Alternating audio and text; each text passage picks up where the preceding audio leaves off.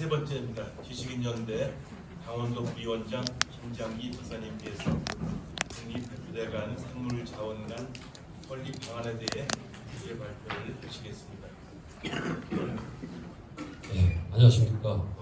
지식인연대 강원도 총괄 부위원장을 맡고 있는 김장기입니다. 반갑습니다. 앞에서 두 분 박사님들이 발표를 해주셨듯이 이 생물 환경 문제와 관련해서 이 중에서 앞으로 훨씬 더 비중이 커가지 않겠냐라는 생각이 들고요.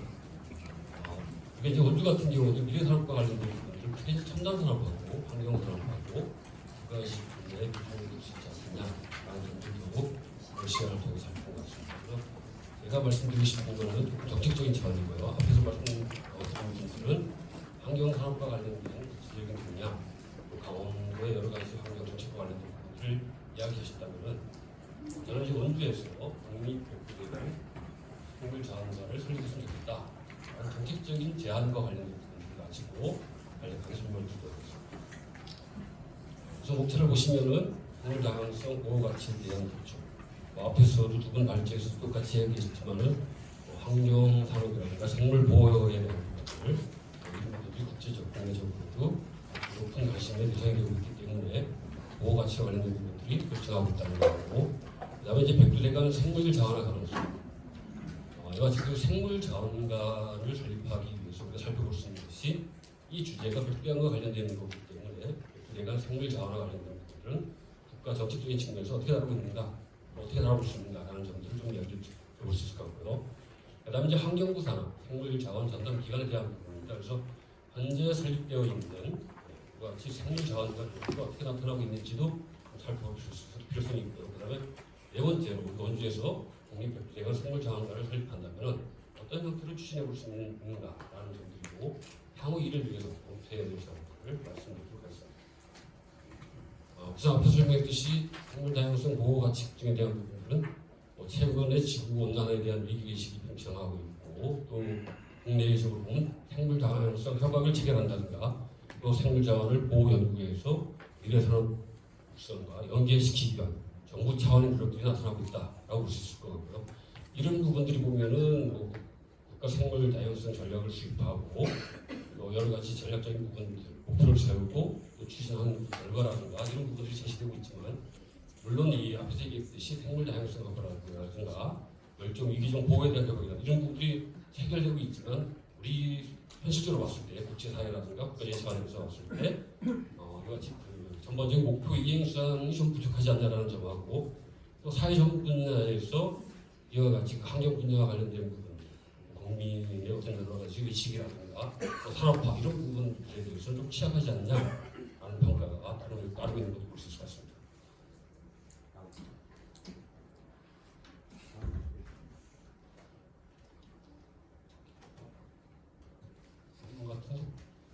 그래서 국내에서 보면은 이 생물 다양성 확보를 위해서 국가 생물 다양성 보존이라든가 또 조사연구 및 국제 협력, 통합 데이터베이스 관리라든가 야생 생물 자원 관리라든가 인력 양성, 표본 생물 표본 전시실 설치라든가 생물 바이오 산업화 PT라고 우리 보편적으로 얘기하는데, 이와 같은 정치적인 관심이 대두하고 있지만 생물 자원 부국으로 가기 위한 국민과 지역사회 참여는 여전히 좀 취약하다라는 점을 이야기해 볼 수 있고요. 이러한 점들을 좀 더 활성화시키기 위해서 중앙부처인 환경부 차원에서 보면은 산하기관으로서 국립생물자원관이라든가 국립태원을 운영하고 있고, 또 보면 이제 추가적으로 보면 이제 국립막공강 생물자원관이라든가 국립호남권 생물자원관 이런 부분들을 운영하고 있는데, 실제 이러한 역할들을 하고 있지만 국토의 전방위적인 차원에서 생물다양성 보존이라든가 조사연구, 전시교육과 관련된 부분에 있어서는 좀 취약한 점들이 있기 때문에 이런 점들을 살펴볼 수 있습니다.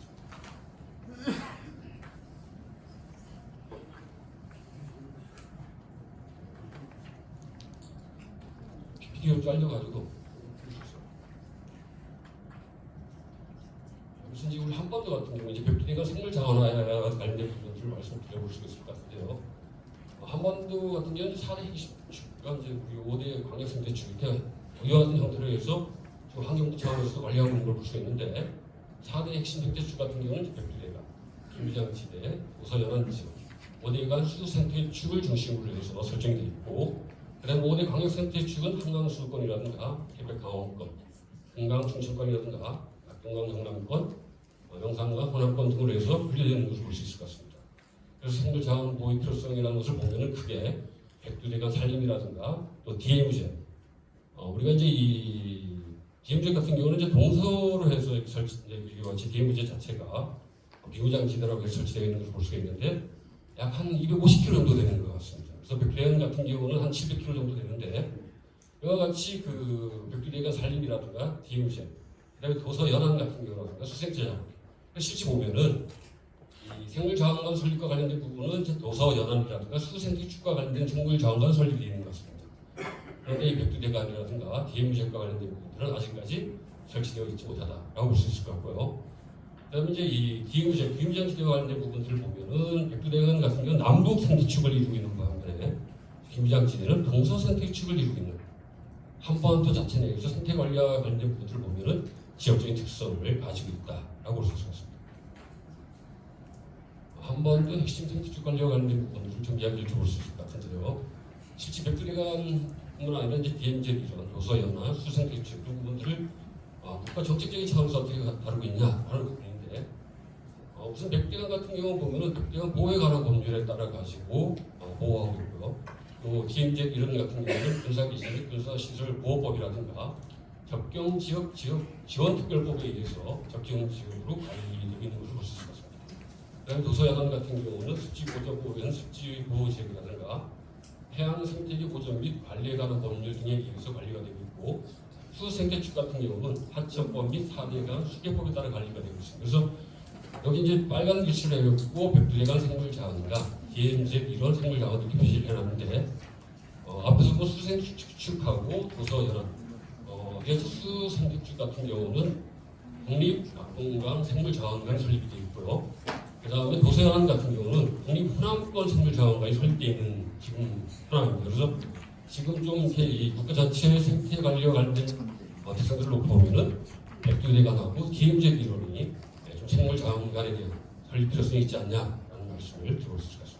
그래서 이제 백두대간을 살펴보고 백두대간은 이제 백두산부터 지산까지 국토의 동쪽 산축을 따라서 산림지대가 남서쪽으로 뻗어내리고 있다라는 점이고요. 그래서 이 지역 자체가 백두산부터 지산까지 따져보면 한 1,600km 정도 되는 것 같습니다. 그리고 우리 한반도 지금 진부령부터 지산까지 따져보면 한 700km 정도 되는 것 같고요.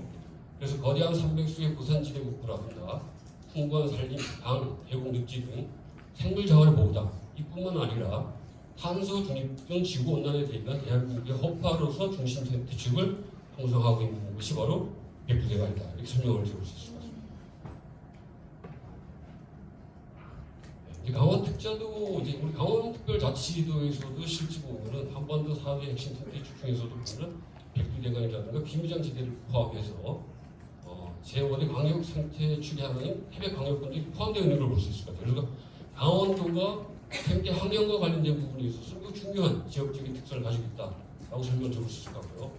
강원연구원의 연구 결과를 살펴보면 2014년 비무장지대 생물자원을 이용한 산업화 연구라든가 또 강원도에서도 2020년 강원도 생물자원 관리 활용에 관한 연구라든가 또 이제 인제군에서 2024년 1월에 강원자치도 생물자원의 효율적 관리 활용이란 토론을 개최했는데 여기에서 보면은 강원 생물자원관 설립을 주장한 그런 사람도 있었는데 실제 인제 같은 경우 보면은 국립 DMZ 생물자원관 이 부분을 주장하고 있는 걸 볼 수 있을 것 같아요. 하지만 이같이 인제 생물자원관과 관련된 부분들을 좀 살펴보면은 조금 이 지역적인 범위가 좀 제한적이지 않냐.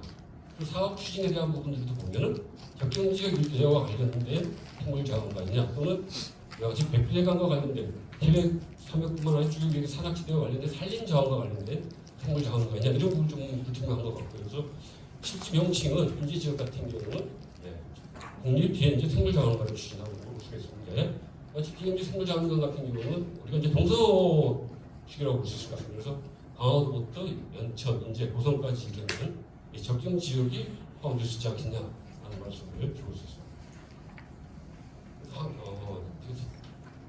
제 3장에 살펴볼 수 있는 것이 환경부 산하 생물 자원 전담 기관입니다. 그래서 앞에 보시는 것들이 인천에 있는 국립생물자원과 있고 경상도 상주에 있는 국립낙동강 생물자원관, 그리고 전라남도 목포에 있는 국립훈안권 생물자원관. 그래서 이와 같이 지금 환경부 산하에 이와 같은 기관들이 설치되어 있어가지고 이와 같이 좀 광역단위별로, 그러니까 이게 강원도라는 광역보다 좀 초광역단위라고 보시면 좋을 것 같아요. 그래서 몇 개의 광역권을 연계한 이와 같이 그 지역과 관련된 생물자원 확보를 위해서 생물자원관을 운영하고 있고, 또 이와 같이 좀 지역들을 보면 좀 어떤 것이 좀 입지하고 있다라는 점들을 좀 살펴볼 수 있을 것 같습니다.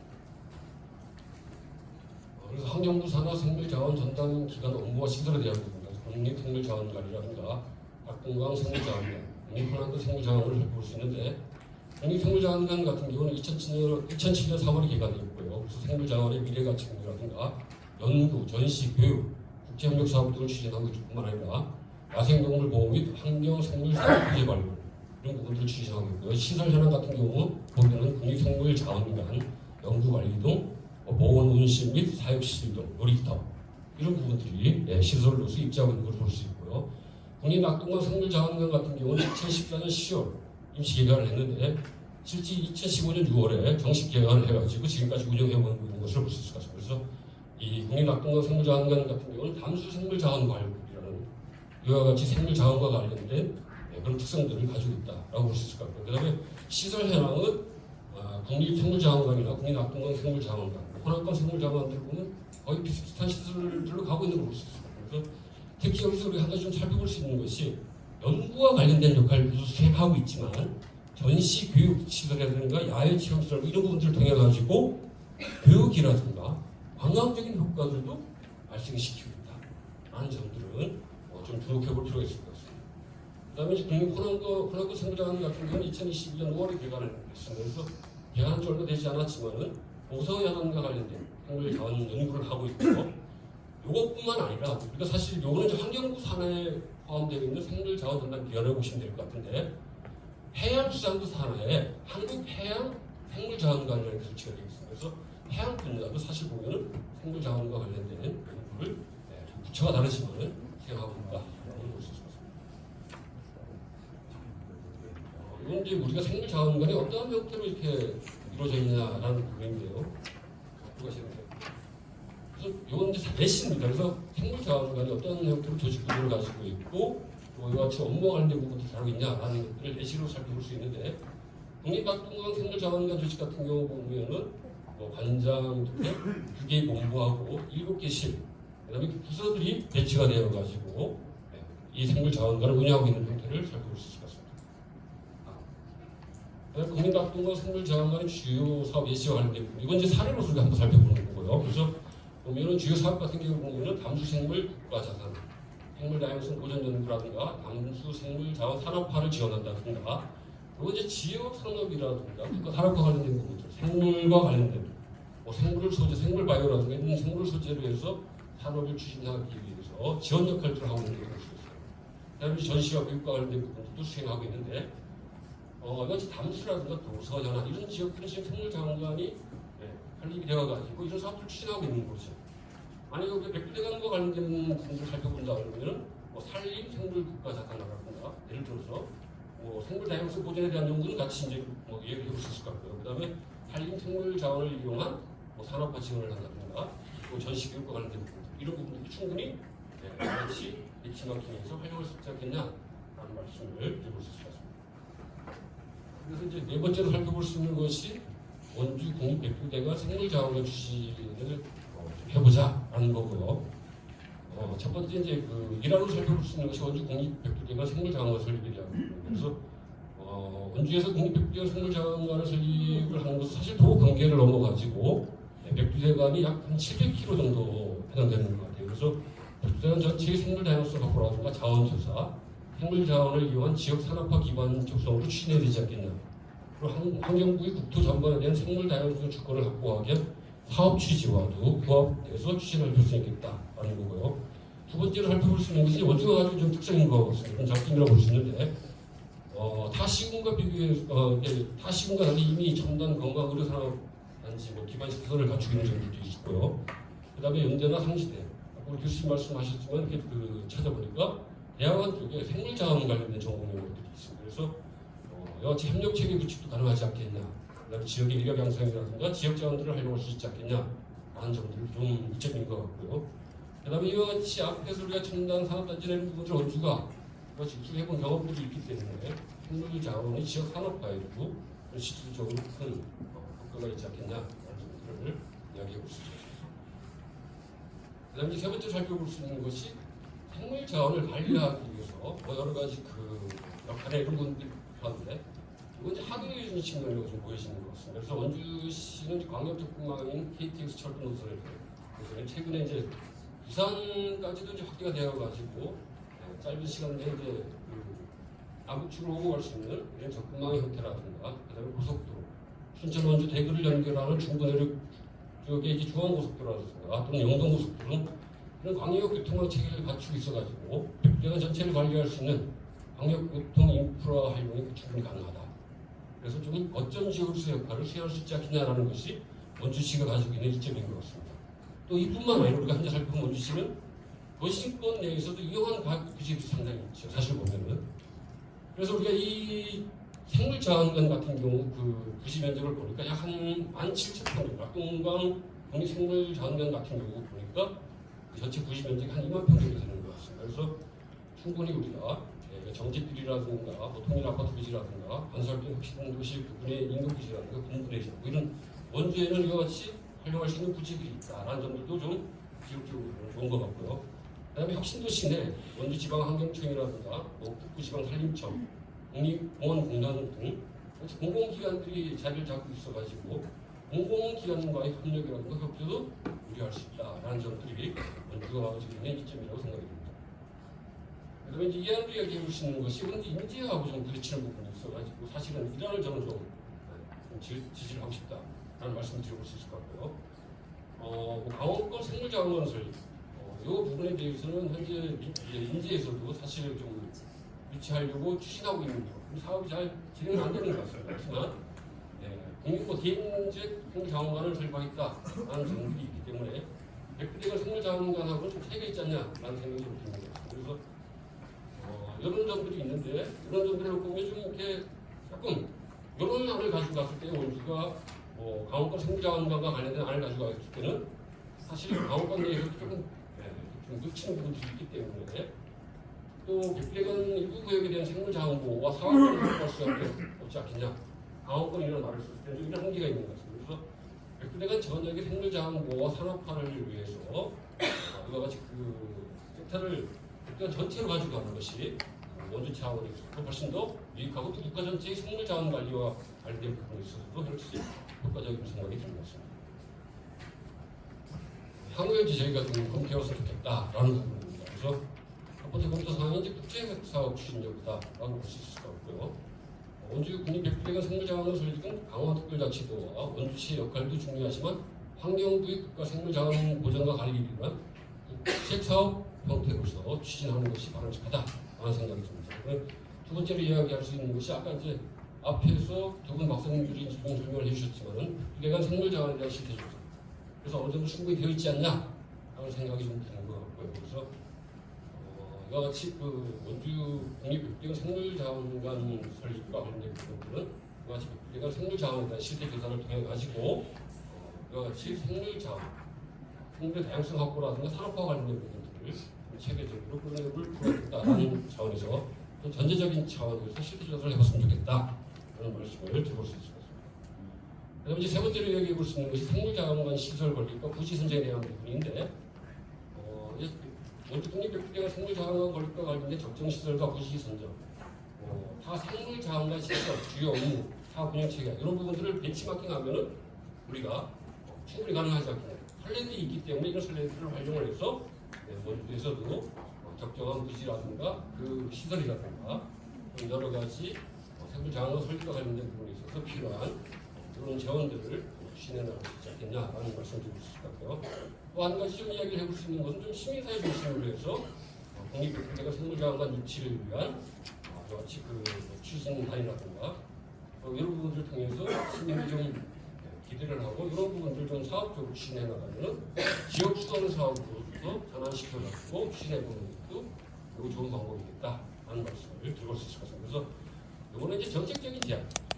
앞에서 말씀드린 부분, 두 분의 발표는 이제 환경 정책과 관련된 좀 포괄적이면서도 아이디어 중심으로 갔다라고 보여지기도 하고요. 제가 발표드린 것은 그같이 국립대가 생물자원관을 원주에서 설립적으로 해가지고 환경산업이라든가 그런 환경교육이라든가 또 생물 자원을 확보하기 위한 이런 부분에 있어서 우리가 새로운 사업 방향으로 추진해 나갔으면 좋겠다라는 점을